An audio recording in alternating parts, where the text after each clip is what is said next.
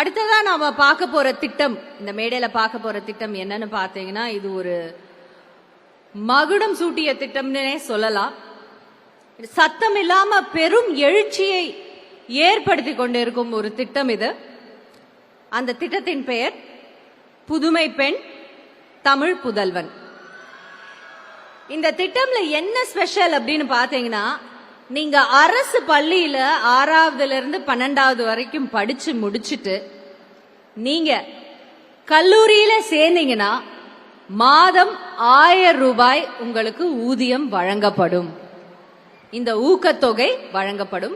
இந்த 1000 ரூபாய் ஊக்கத்தொகை எப்படி ஒவ்வொருத்தங்களுக்கு ஒரு நம்பிக்கையா மாறி இருக்கு, அவங்க வாழ்க்கையை எப்படி நல்லதா மாற்றி இருக்கு அப்படிங்கறத இப்ப நம்ம பார்க்க போறோம். முதல்ல we'd like to invite all the beneficiaries of this scheme, all the students who are pursuing their graduation now. Tamil புதல்வனும் புதுமை பெண்களும் ப்ளீஸ் மேடைக்கு வாங்க. உதவி யார் வேணா செய்யலாம், ஆனா ஒரு திட்டம் வகுத்து அதுல ஒருத்தங்க மட்டும் இல்லாம ஒரு என்டையர் ஜெனரேஷனே அதுல பயன்பெற முடியும்னா அது அரசால மட்டும்தான் அதை சேவையா செய்ய முடியும். அப்படி அவங்க செய்த சேவை, அவங்க கொடுத்த ஊக்கத்தொகை. யூசுவலா இந்த மாதிரி ஊக்கத்தொகை கொடுக்கும்போது நீங்க இதை இதுக்காக தான் பயன்படுத்தணும், நீங்க எஜுகேஷனுக்காக தான் பயன்படுத்தணும் அப்படியெல்லாம் சொல்லுவாங்க. ஆனா நம்மளுடைய முதல்வர் ஐயா இல்ல, இது ஒரு ஊக்கத்தொகை. அந்தந்த பிள்ளைங்கள் என்னமோ ஒரு தேவை இருக்கும், அந்த தேவையை அவங்க பூர்த்தி செய்யட்டும், அவங்க நம்மளுடைய கல்லூரிக்கு மட்டும் வந்தால் போதும் அப்படின்னு சொன்னாங்க. எத்தனையோ வீடுகள்ல 1000 ரூபாய் கிடைக்குது இல்ல, சரி நீ படிக்க போன்னு சொல்லியிருப்பாங்க. கண்டிப்பா அந்த 1000 ரூபாவை பெற்று இன்னைக்கு அவங்களுடைய வாழ்க்கையில என்னென்ன மாற்றங்கள் அது தொட்டிருக்குன்னு நம்ம பார்க்கலாமா? வாழ்க்கையில அது எப்படி தொட்டு இருக்கு? யார்கிட்ட? சத்யா. யார் சத்யா? சத்யா ப்ளீஸ். அனைவருக்கும் வணக்கம். என் பேர் சத்யா. நான் கவர்மெண்ட் பாலிடெக்னிக் காலேஜ் வலங்கமான்ல 3ஆம் ஆண்டு கணினி பொறியியல் படிக்கிறேன். நான் என்னோட அம்மா என்னை 10th வரைக்கும் தான் படிக்க வைக்க முடிஞ்சிச்சு. என் அப்பா சின்ன வயசா இருக்கப்பயே வெளிநாடு 2 வயசா இருக்கப்போ போனவங்க, அதுக்கு வர முடியாமல் போனதுனால அம்மா 10வது வரைக்கும் ரொம்ப சிரமப்பட்டு தான் படிக்க வச்சாங்க. ஆனால் நான் நல்லா படித்தேன். 10th வரைக்கும் நல்லா இன்னும் படிக்கணும்னு ஆசை, அம்மாவால் படிக்க வைக்க முடியலை. ஆனால் நான் என்ன செஞ்சேன், எனக்கு நான் என்னோட பசங்களுக்கு அப்போ எனக்கு என்னோட மாமாவுக்கு கல்யாணம் பண்ணி வச்சுட்டாங்க. நான் எனக்கு இதே மாதிரி பணம் இல்லாததுனால என்னோட பையனுங்களுக்கு அந்த மாதிரி கொடுக்கக்கூடாது அப்படின்னு நினச்சி நான் என்ன செஞ்சேன்னா, கொஞ்ச நாளாக மாடு வளர்க்க ஆரம்பித்தேன். ஒரு 10 மாடு போல் வச்சு நான் வளர்த்துட்டு இருந்தேன். பணத்தால் என் பசங்களுக்கு எனக்கு நிலைமை வரக்கூடாது அப்படின்னு சொல்லிட்டு, அப்புறம் என்ன தோணுச்சுன்னா, நான் படிக்க வச்சேன் என் பசங்களை அப்படின்னு சொன்னால் எனக்கு படிக்கணும் அப்படின்ற ஏக்கம் எனக்கு போயிடும் அப்படின்னு நினச்சி எனக்கு திருப்தி நானே சொல்லிக்கிட்டேன். ஆனால் அது கொஞ்ச நாள் என்னால் அதை பண்ண முடியலை. அப்புறம் என்ன செஞ்சேன், என் பையன் 10th படிக்க வைக்க டிப்ளமோ சேர்க்குறப்ப தான் எனக்கு நானும் படிக்க முடியும் அப்படின்னு தெரிஞ்சிச்சு. அப்படிங்கிறப்ப நானும் போய் கேட்டு நானும் சேர்ந்துட்டு நானும் படிக்க ஆரம்பித்தேன். அப்போ என்ன சொன்னாங்கன்னா, இப்போ 17 வருஷம் கழித்து நீங்கள் படிக்கிறீங்க அப்படின்னா உங்களால் படிக்க முடியாது, நீங்கள் எப்படி படிக்க முடியும், எப்படி பாஸ் ஆவீங்க அப்படின்னு சொன்னாங்க. அப்போ அவங்களுக்கு என்ன பதில் சொன்னேன்னா, 2 மாதம் கழித்து நான் கிளாஸ் ஃபஸ்ட்டு வந்தேன். அப்படி நான் உங்களுக்கு நிரூபித்தேன் என்னால் படிக்க முடியும் அப்படின்றத நிரூபிச்சிட்டேன். ஆனால் எனக்குள்ளே இன்னொன்று என்ன தோணுச்சுன்னா, நான் என்னோட பையனை படிக்க வைக்கிற இடத்துல இருந்துட்டு நான் படிக்க போகிறேன் அப்படின்னா என்னோட சப்போர்ட் என் ஃபேமிலிக்கு நான் கொடுக்கல. நான் காலேஜ் சேர்ந்தோடனே என்ன செஞ்சேன், மாடை விற்றுட்டு 2 மாடை மட்டும் வச்சுட்டு மாடை பார்க்க முடியாதுன்னு சொல்லி விற்றுட்டேன். அந்த சப்போர்ட்டு நான் கொடுக்கல. இன்னொரு சுமை என்ன கொடுத்தேன் என்னோட கணவருக்கு அப்படின்னா, என்னையும் சேர்த்து படிக்க வைக்கிற சுமையும் அவங்களுக்கு கொடுத்துட்டேன் அப்படின்ற ஒரு உறுத்தல் எனக்கு வந்துருச்சு. அப்போ நான் இன்னமும் எல்லாரும் சொன்னாங்களே இது எப்படி படிக்க போகுது அப்படின்ற, அதுவும் நிஜமாயிடுமோ அப்படின்னு யோசிக்கிறப்ப எனக்கு ஃபஸ்ட்டு கிடைச்ச பெரிய கிஃப்ட் என்னன்னா, மகளிர் உதவித்தொகை எனக்கு ஃபஸ்ட்டு கிடைச்சிச்சு. அது கிடைச்சோடனே என்னோட நம்பிக்கை நான் என்ன பையனுக்கு சப்போர்ட் பண்ணுறேன் அப்படின்ற எண்ணத்தை கொஞ்சம் குறைச்சிக்கிட்டேன். அடுத்தது என்ன ஆச்சுன்னா, நான் இப்போ படிக்கணும், எனக்கு சப்போர்ட்டுக்கு என்ன வரும் அப்படின்னு பார்க்குறப்ப எனக்கு அந்த புதுமை பெண் ஸ்காலர்ஷிப் கொஞ்சம் தடையாக இருந்தது. எய்டட் ஸ்கூலுக்கும் உண்டு அப்படின்னு சொன்னோடனே அதுவும் எனக்கு கிடைக்க ஆரம்பிச்சிச்சு.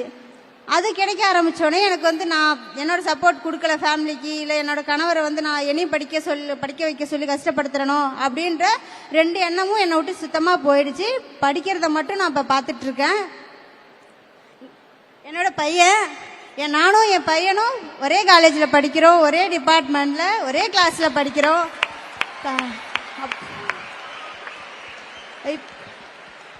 படிக்கிறதுக்கு வயது தடையில்லை அப்படின்றத நான் காமிச்சிட்டேன்.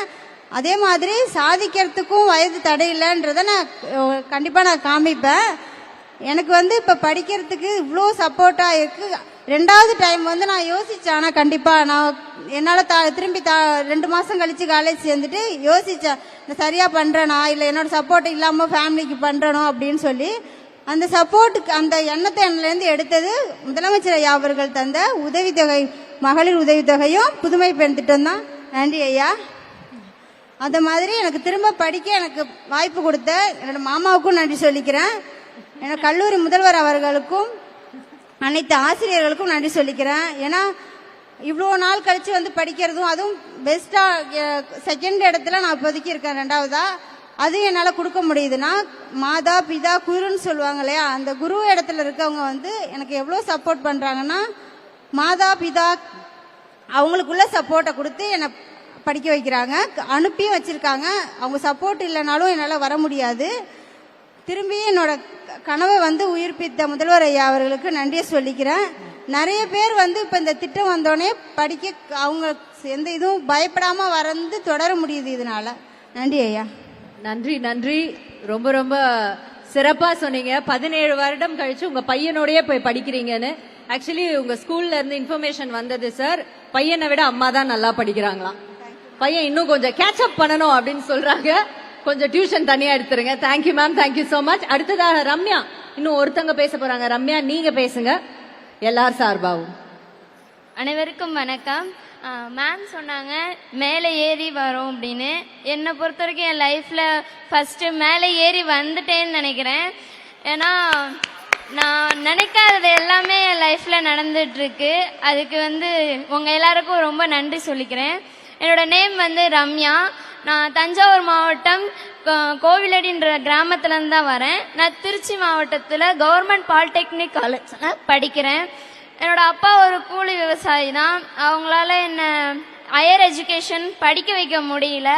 அதனால வேணாம்மா படிக்காத அப்படின்னு சொல்லி விட்டுட்டாங்க. அந்த கேப்பில் நான் கொஞ்சம் வேலை பார்த்துக்கிட்டு இருந்தேன். அப்போது சேவிங்ஸ் நிறைய பண்ணி வச்சுருந்தேன், எதுக்காவது யூஸ் ஆகும் அப்படின்றதுக்காக. அப்போ எங்கள் மேம் ஒரு நாள் ஃபோன் அடித்து, ஃபீஸ் தானே கட்டிக்கலாம், ஒன்றும் பிரச்சனை இல்லை, காலேஜ் ஜாயின் பண்ணி விடுங்க அப்படின்னு சொல்லி என்னை படிக்க வைக்க சொன்னாங்க. நான் என்னை காலேஜில் சேர்த்து விட்டு எனக்கு ஃபீஸ் கட்டினாங்க. மற்றபடி என்னோட எல்லா எஜுகேஷனுக்கும் இந்த ஸ்கீம் மூலியமாக தான் நான் ரொம்ப யூஸ்ஃபுல்லாக எனக்கு என்ன தேவையோ அது எல்லாத்தையும் வாங்கிக்கிறேன். அதுக்கு ரொம்ப நன்றி. இன்னொரு தடவை நான் சொல்லணுன்னா, இந்த ஸ்கீம் எனக்கு இன்னொரு ஹெல்ப் ஒன்று பண்ணியிருக்கு. லைஃப்பில் எல்லோரும் சொல்லுவாங்க அப்பா அம்மாவை எந்த இடத்துலையும் தலைகுனியாக விடக்கூடாதுன்னு.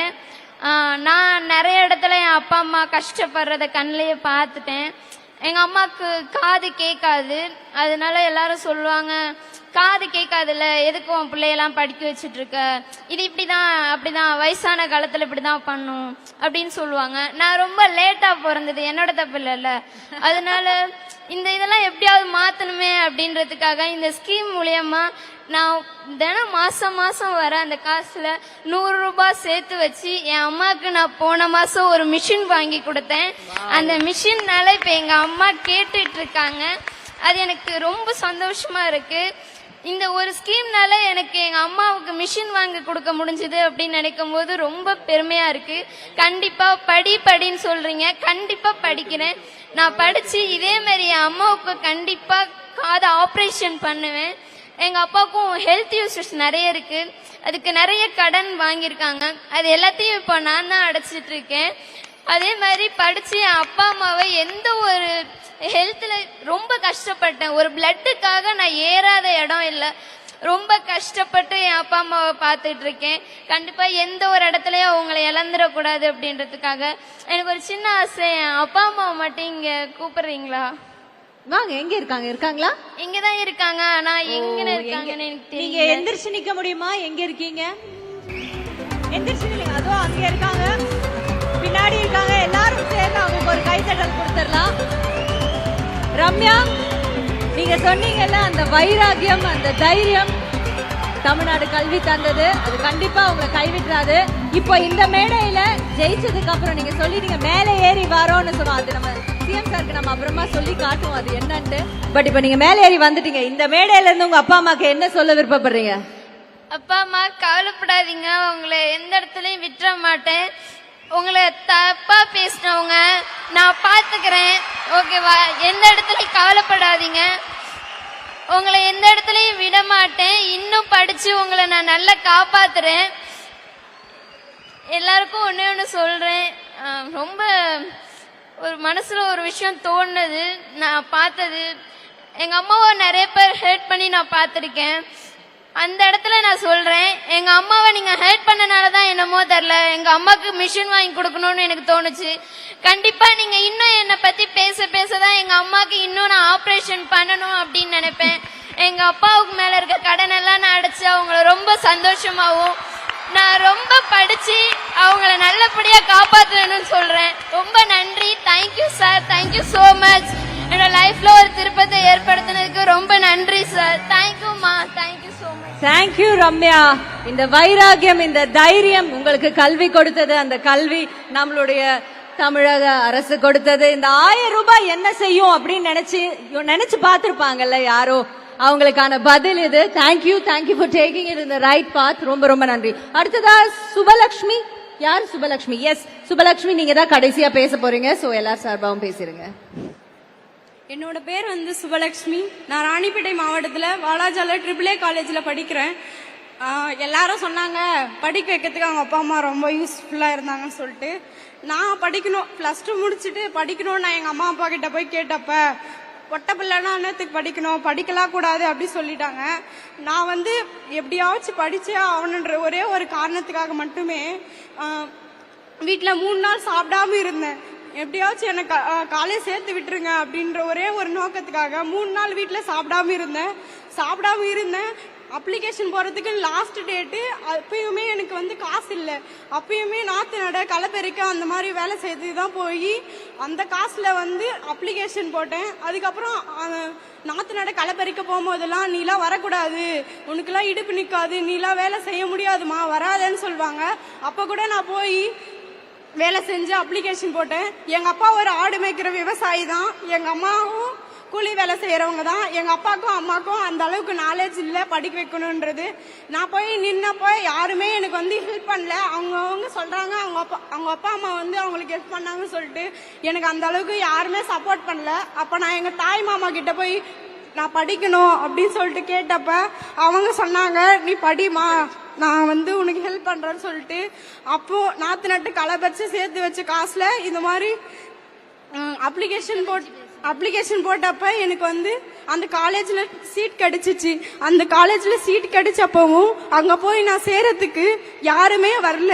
அப்போ வந்து எனக்கு ஒருத்தருங்க ஹெல்ப் பண்ணி அதுக்கப்புறம் எங்க அம்மாவும் எங்க அக்காலாம் பாப்பா எதுனா பண்ணிக்க போறா, 3 நாள் சாப்பிடாம இருக்காமா, எப்படியாச்சும் காலேஜ் சேர்த்து விட்டுருங்க அப்படின்னு ரொம்ப கஷ்டப்பட்டு பேசிதான் அதுக்கப்புறம் தான் என்னை வந்து காலேஜே சேர்க்கறதுக்கு அனுபவிச்சாங்க. நான் போய் காலேஜ் சேர்றேன். ஃபீஸ் கட்டுறதுக்கு அந்த அளவுக்கு என்கிட்ட காசு இல்லை.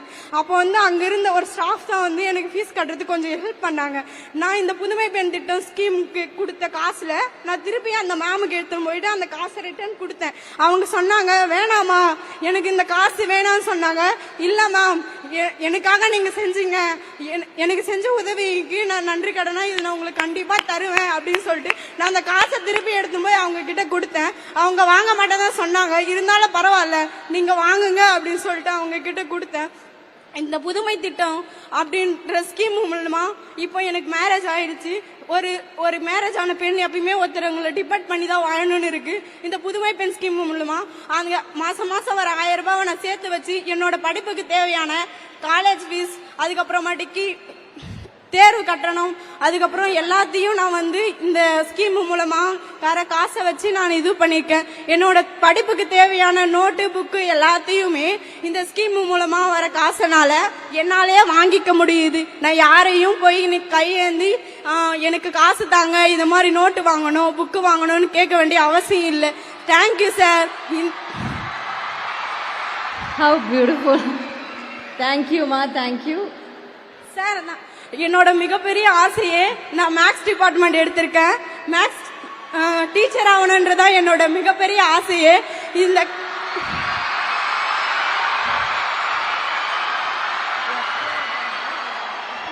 சார் இப்போ இந்த புதுமை பெண் திட்டம் ஸ்கீம் யூஜிக்கு மட்டும் தான் சார் கிடைக்குது. அது பிஜிக்கும் கொஞ்சம் நீடிக்கணும்னு எங்களோட request sir. Please sir. Super super, thank you. ரொம்ப Thank you, sir.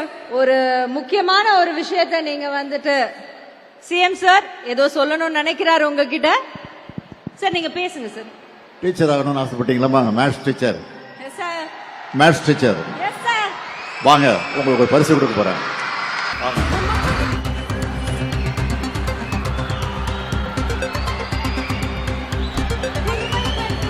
எத்தனையோ நல்லது நடந்திருக்கு.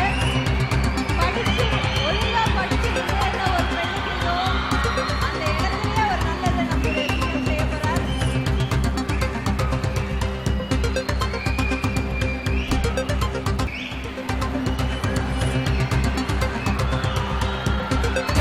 எவ்வளவு ஹாப்பியா இருக்கு பாருங்க அதை பாக்குறதுக்கே.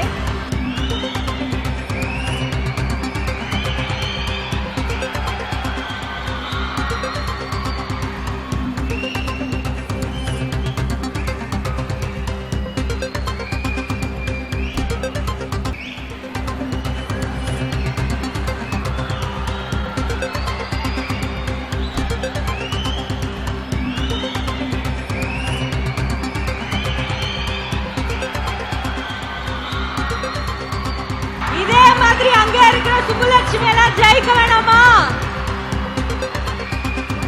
எங்க நம்ம இந்த நிகழ்ச்சியோட ஸ்லோகன் சொல்லுவோமா? கல்வியில் சிறந்த தமிழ்நாடு மேலே ஏறி. இன்னொரு வாட்டி சொல்லுங்க. கல்வியில் சிறந்த தமிழ்நாடு மேலே ஏறி வரோம். மேலே ஏறி வந்துட்டாங்க சுப்புலட்சுமி. தேங்க்யூ. நீங்க இந்த திட்டத்தின் மூலமா இந்த திட்டத்தை அவங்க கொண்டு வரும்போது அவங்க எவ்வளவு யோசிச்சு செஞ்சிருப்பாங்களோ அது முழு பயனை இன்னைக்கு நம்மளுடைய சிஎம்மோட மனசுல அவர் மனசார உங்களுக்கு ஆசீர்வாதம் செஞ்சிருக்காரு. Thank you sir. Thank you so much. I'm sure he so happy. You mat him proud. உங்களுக்கு தான் அந்த பெருமை. எஸ் மேம், நீங்க தான் சிஎம் பெருமைப்படுத்திருக்கீங்க. ஓகேவா? ஹாப்பியா? இப்ப அடுத்ததா தமிழ் புதல்வன் திட்டத்துக்காக இன்னும் ஒருத்த பேச போற தங்க சொக்கலிக்கம் யாரு? நீங்க பேசுறீங்களா? எஸ். என் பேர் தங்க சொக்கலிங்கம். தென்காசி டிஸ்ட்ரிக்ட்ல கடைநூல் நடுவில் வரீங்களா? எஸ். தென்காசி டிஸ்ட்ரிக்ட்ல கடைநூல் அரசு கலை அறிவியல் கல்லூரியில் பிஏ தமிழ் தேர்ட் இயர் பண்ணிட்டு இருக்கேன். என் ஃபேமிலி ரொம்ப கஷ்டமான ஃபேமிலினா. அப்பா கூலி தொழில் தான். வாரத்தில் 3 நாள் தான் வேலைக்கு போவாங்க. வேலைக்கு போயிட்டு பாப்பா இருக்கா, பாப்பா படிச்சுட்டு தான் இருக்கா. அதனால் வாரத்தில் 3 நாள் வேலைக்கு போனால் அந்த ஒரு நாளைக்கு 500 ரூபா தான் சம்பளமும் கூலி தொழில் இருக்கும். அதனால் அவங்க வீட்டு செலவு பார்க்கறதுக்கே நேரம் சரியாக போயிடும். அதனால் 12th முடிச்சோன்னே 12th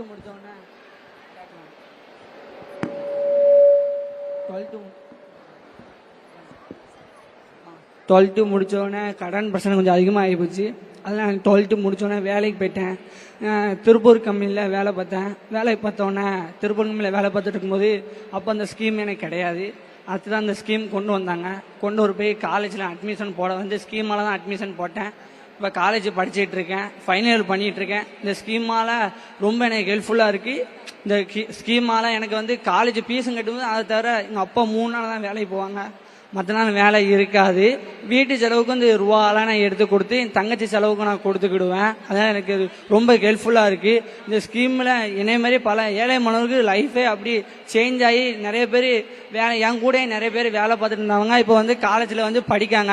அது எனக்கு ஒரு மாதிரி நல்லதாக இருக்குது. அதனால் இந்த ஸ்கீம் இன்னும் கொஞ்சம் நிறைய ஸ்கீம் கொண்டு வரலான்னு சொல்லி இந்த இடத்த சொல்லிக்கிறேன். இந்த மாதம் இந்த 1000 ரூபா கொடுக்கறனால இப்போ இந்த 1000 ரூபா எனக்கு காணாது தான். இருந்தாலும் நான் காலைல எஞ்சி கடையில் போய் வேலை பார்ப்பேன், பேப்பர் போடுவேன். பேப்பர் போட்டு காலேஜ் போவேன். ஈவினிங் பார்ட் டைம் வேலை பார்த்துட்டு தான் இருக்கேன்.